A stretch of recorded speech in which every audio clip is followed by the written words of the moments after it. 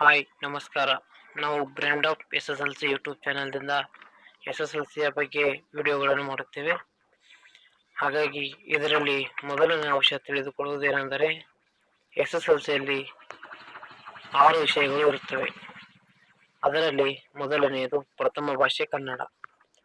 ಪ್ರಥಮ ಭಾಷೆ ಕನ್ನಡದಲ್ಲಿ 100 ಅಂಕದ ಪರೀಕ್ಷೆ ಇರುತ್ತದೆ ಮತ್ತು 25 ಅಂಕದ ಇಂಟರ್ನಲ್ ಮಾರ್ಕರ್ಸ್ ಅಂದರೆ ನಿಮ್ಮ ಚಟುವಟಿಕೆಯ ಆಧಾರಿತ ಅಂಕಗಳು ಇರುತ್ತವೆ.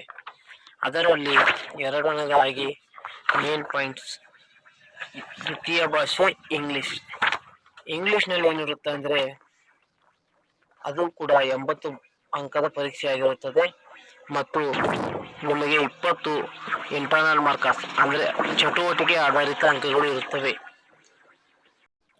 ತೃತೀಯ ಭಾಷೆ ಹಿಂದಿಯಲ್ಲಿ ಕೂಡ ಸಹ ಸೇಮ್ ಮಾರ್ಕರ್ಸ್ಗಳು ಇರುತ್ತವೆ, ಅಂದರೆ 80 ಅಂಕಗಳು ಮತ್ತು 20 ಚಟುವಟಿಕೆ ಆಧಾರಿತ ಅಂಕಗಳು ಅಂದರೆ ಇಂಟರ್ನಲ್ ಮಾರ್ಕರ್ಸ್. ಮತ್ತು ನಾಲ್ಕನೇದು ಗಣಿತ ಅಂದರೆ ಮ್ಯಾಥಮೆಟಿಕ್ಸ್. ಗಣಿತದಲ್ಲೂ ಕೂಡ ಸಹ ಸೇಮ್ ಅಂದರೆ ಅದೇ ಥರ ಇರುತ್ತದೆ, 80 ಅಂಕಗಳು ಮತ್ತು 20 ಇಂಟರ್ನಲ್ ಅಂಕಗಳು ಅಂದರೆ ಚಟುವಟಿಕೆ ಆಧಾರಿತ ಅಂಕಗಳು. ಮತ್ತು ಐದನೆಯದು ವಿಜ್ಞಾನದಲ್ಲಿ ಕೂಡ ಸಹ ಸೇಮ್ ಆಗಿರುತ್ತದೆ, 80 ಅಂಕಗಳು ಮತ್ತು 20 ಚಟುವಟಿಕೆ ಆಧಾರಿತ ಅಂಕಗಳು. ಮತ್ತು ಮೋಸ್ಟ್ ಇಂಪಾರ್ಟೆಂಟ್ ನಾಲ್ಕನೆಯದು ಸಮಾಜ ವಿಜ್ಞಾನ ಅಂದರೆ ಸೋಷಿಯಲ್ ಸೈನ್ಸ್.